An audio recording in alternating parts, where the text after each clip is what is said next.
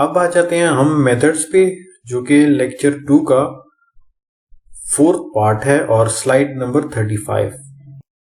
Method क्या है? ये एक ब्लॉक ऑफ कोड होता है, जिस तरह हमने यहाँ पे ब्लॉक्स किया था, ब्लॉक्स एंड स्टेटमेंट्स।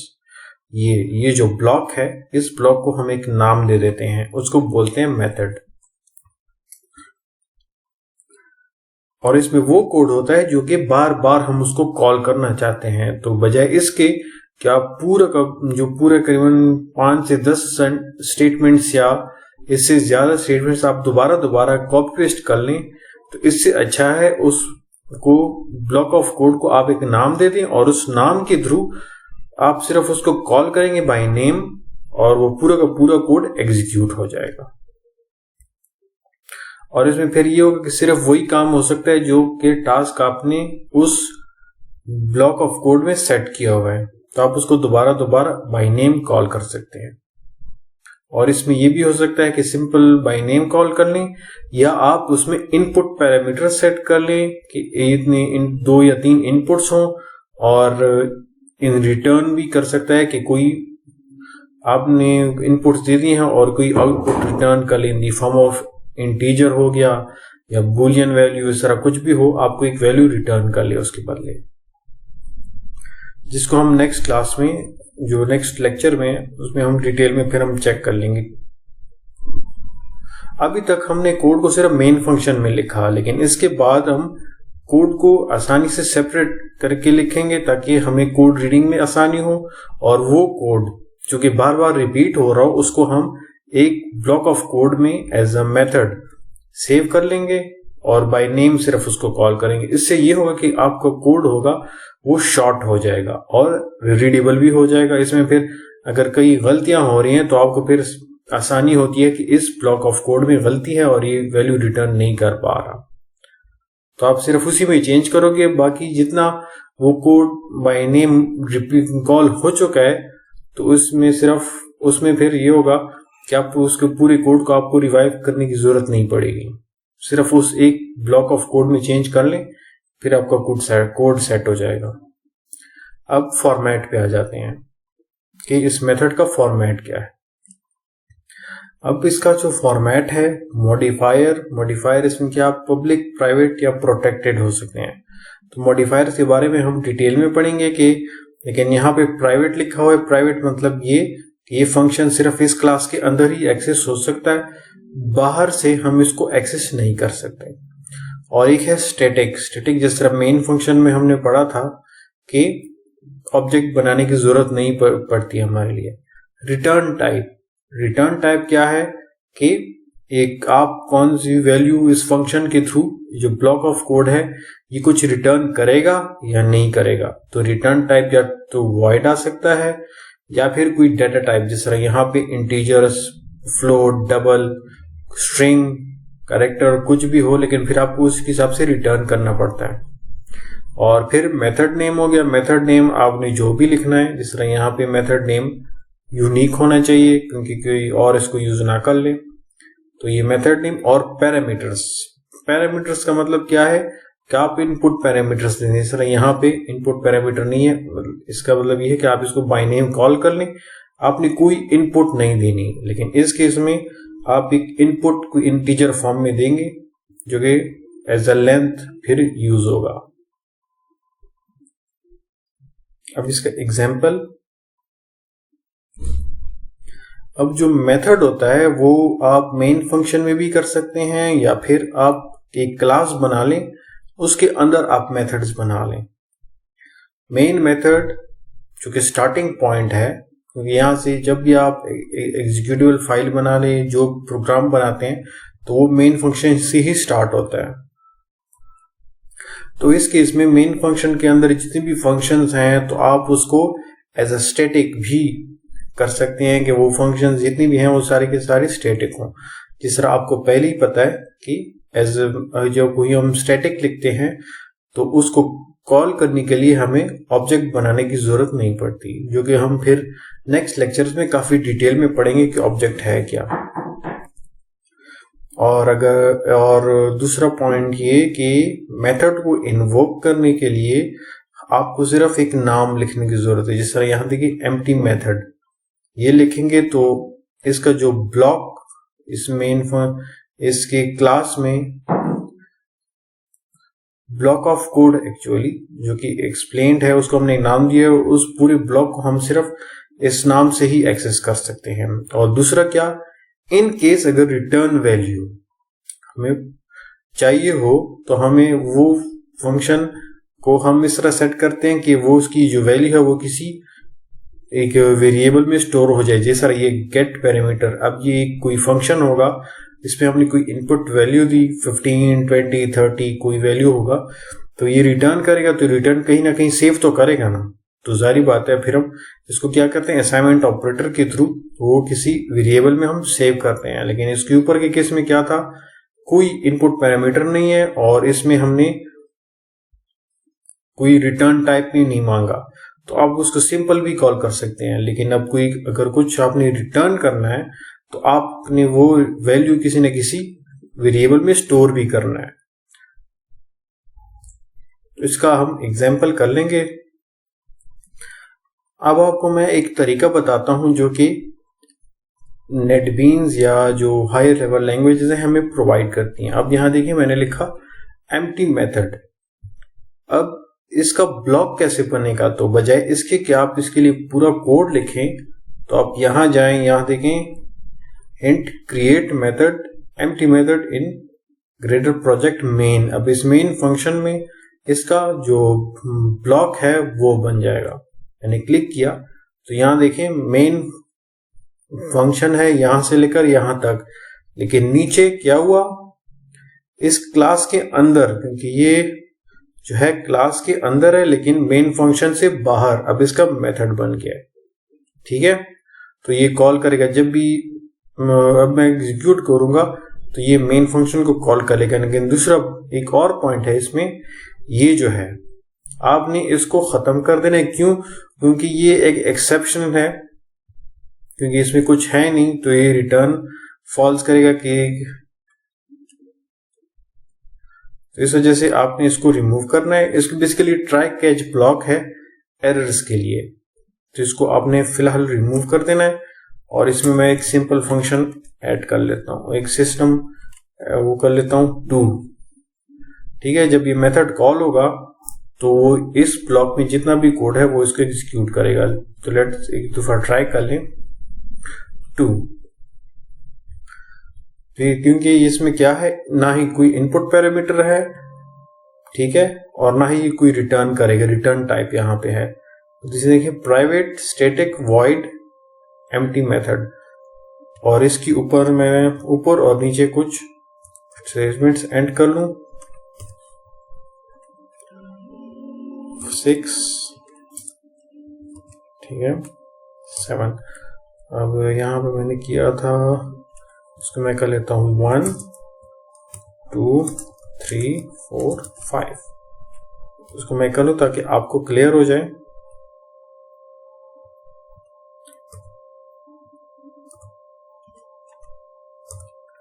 अब आपको कम से कम ये क्लियर हो जाएगा कि ये फंक्शन कॉल कैसे होता है। अब इसको मैं दोबारा भी कर सकता हूँ। लेट सपोज ये यहाँ पे नीचे, अब मुझे पूरा कोड लिखने की जरूरत नहीं है, तो ये ऑटोमेटिकली कॉल करेगा। और अब इसको मैं एग्जीक्यूट कर लूँ। अब देखते हैं इसका आउटपुट क्या निकल रहा है। तो सबसे पहले यहां से 0 प्रिंट हो गया, उसके बाद 1 2 3 4 5 6 7 1 2 3 6, यहां मैंने क्या 5 तक किया हुआ था, ठीक है 1 2 3 4 5। तो ये फंक्शन कॉल हो गया फर्स्ट अटेम्प्ट पे यहां। उसके बाद क्या हुआ 6 7 कॉल हो गए, 6 7 जो कि ये है। उसके बाद फिर दोबारा ये फंक्शन कॉल हुआ जो कि ये 1 2 3 4 5 इसने प्रिंट कर लिया। तो ये 1 2 3 4 5 और ये 1 2 3 4 5 दो दफा कॉल हुए, सिर्फ एक नाम की वजह से हमने सिर्फ कॉलिंग फंक्शन किया यहां, और इसकी वजह से ये बॉडी दो दफा कॉल हो गई। इस तरह ये नजर आ रहा है इस पॉइंट से यहां तक ये पूरा ब्लॉक। अगर ये फंक्शन नेम ना होता तो हमें ये दोनों, ये पूरे बॉडी जो कोड है इसको कॉपी करके दोनों जगह पे हमने पेस्ट कर देना था, जिससे ये कोड बहुत लेंथी हो जाता है। इन केस अगर किसी मेथड में कोई प्रॉब्लम आ रही है या कोई एरर आ रहा है, और इधर हमने इसको इस मेथड नेम को, जिसको हम कॉलिंग फंक्शन कहते हैं, बहुत ज्यादा गलतियां, मतलब इसमें कुछ एरर आ रहे हैं और तकरीबन 30-40 जगह हमने इसको यूज किया हुआ है। तो बजाय इसके कि 30-40 जगह हमने कॉपी पेस्ट किया हो, हर एक को हम सेट करें, तो बस हम सिर्फ इस ब्लॉक को ही सेट कर लेते हैं इनकेस अगर यहाँ पे कोई एरर आ रहा हो, और फिर ये ऑटोमेटिकली पूरे के पूरे मेथड्स पे ये इंप्लीमेंट हो जाएगा। अब हम आ जाते हैं इस पैरामीटर के थ्रू इधर। अब यहाँ पे इस मेन फंक्शन के अंदर अब मैंने एक फंक्शन लिखना है जो कि मुझे एक वैल्यू रिटर्न करेगा और जो कि मैं एबीसी में स्टोर करूंगा। ठीक है, तो मैंने सिर्फ ये लिखा है कि ये फंक्शन इस तरह हो कि मैं इसमें एक इनपुट दे दूं। इनपुट अब यहाँ पे मैंने एक फर्जी 20 दिया हुआ है, मतलब इंटीजर का इनपुट मैं दूंगा और रिटर्न में मुझे ऐसी वैल्यू रिटर्न करेगा जो कि एबीसी में in the form of integer store हो जाए।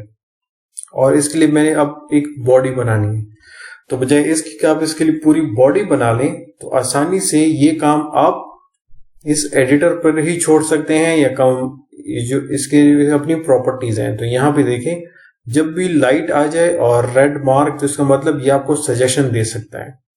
तो मैंने यहाँ पे क्लिक किया, तो यहाँ पे देखिए क्या आ रहा है, create method funk with parameter integer. तो ये मुझे इसका मेथड बना लेगा। ये मैंने कॉलिंग फंक्शन लिखा, कॉल्ड फंक्शन ये मेरे लिए खुद बना लेगा। अब इंटीजर आई तो बना लिया, लेकिन अब मैंने इसको कॉलिंग जो ट्राई कैच ब्लॉक है जो कि एरर्स के लिए है, इसको मैं खत्म कर रहा हूं। इसके लिए हमें जरूरत नहीं है। अब यहां दोबारा एरर आ रहा है। क्यों आ रहा है? क्योंकि यहां पे मैंने क्या किया है, मुझे एक इंटीजर चाहिए जो कि यहां पे स्टोर हो जाए इस वेरिएबल में। तो यहां पे देखिए, मैं क्लिक करूं दोबारा, एड रिटर्न स्टेटमेंट, तो कुछ रिटर्न भी करना है। तो मैं यहां पे इंटीजर आई है, तो मैं यहां पे लेट सपोज एक simple int z is equal to 2 multiply by i, ये हो गया। और यहां पे मैं रिटर्न z कर लेता हूं। अब इधर मैंने क्या किया कि ये एक वैल्यू पास करेगा, मतलब यहाँ पे कोई वैल्यू है वो यहाँ पास कर लेगा इस कॉलिंग फंक्शन पे इनपुट पैरामीटर में।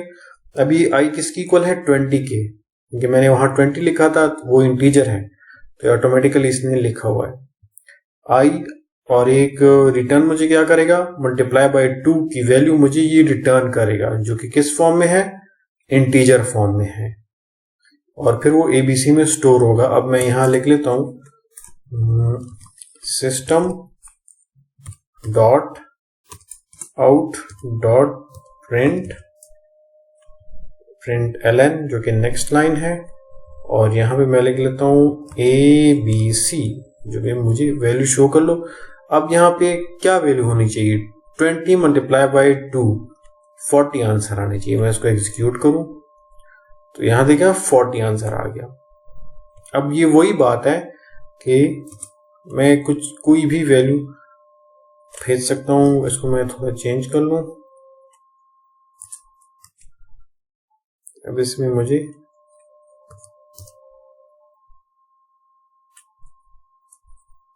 अब यहां पे मैंने क्या किया, वो वेरिएबल नेम डिफरेंट कर लिया और कॉलिंग फंक्शन नेम इनपुट 70 और रिजल्ट मुझे यहाँ पे एक 70 उसमें आ जाएगा, जो कि 140। अब ये सेम टू सेम फंक्शन है, 40 और 140।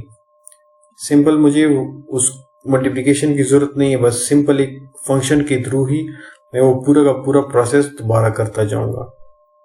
इसमें क्या हुआ, इनपुट पैरामीटर्स और रिटर्न टाइप इसमें क्या आ सकता है। तो इस तरह आप इसमें और भी ट्राई कर सकते हैं।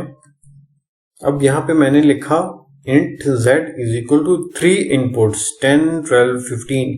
इनपुट्स ये खुद ही डिटेक्ट कर लेता है कि इनपुट्स ये हमसे इंटीजर फॉर्म के मांग रहा है, ठीक है। और ये कोई रिटर्न टाइप क्या कर रहा है, रिटर्न टाइप हमारी इंटीजर हमें मांग रहा है।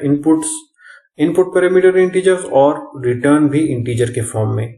तो बस आपने सिंपल यहाँ क्लिक करना है और यहाँ क्रिएट, और ये देखें ये मेन फंक्शन के बाहर है लेकिन मेन क्लास के अंदर डिफाइंड है। अब प्राइवेट स्टैटिक इंट, या जो इंट है ये रिटर्न टाइप है, ठीक है, जैसे अभी हमने स्लाइड में चेक किया। रिटर्न टाइप हमसे इंटीजर में मांगेगा और इनपुट्स है i0 i1। तो इसको मैं क्या करूंगा, इसको मैं हटा दूंगा क्योंकि ये ट्राई कैच ब्लॉक है, ट्राई कैच की हमें जरूरत नहीं है। और यहां हमसे हम क्या करेंगे, रिटर्न स्टेटमेंट, रिटर्न 0, अब 0 इंटीजर है, ठीक है, तो इस वजह से तो मैं रिटर्न कर दूंगा i प्लस, या फिर हम इसको इस तरह कर रहे हैं, int z is equal to i plus i0 plus i1, और यहां मैं लिख दूंगा रिटर्न z। इसका मतलब क्या हुआ, 3 इनपुट्स मैं दूंगा और रिटर्न में अब ब्लॉक में क्या होगा, ये इसको ऐड करके और रिटर्न कर लेगा मुझे। तो अभी मैं इसको एग्जीक्यूट कर लेता हूं, सॉरी इधर मैं system dot out dot println, इधर मैं लिख लेता हूं z, ये हो गया। और इसके अलावा एक इधर मैं 15-20 भी कर सकता हूं, ठीक है, तो हमें इसमें करने की जरूरत नहीं है। तो ये z1 मुझे प्रिंट कर लेगा, और यहां मैं लिख लेता हूं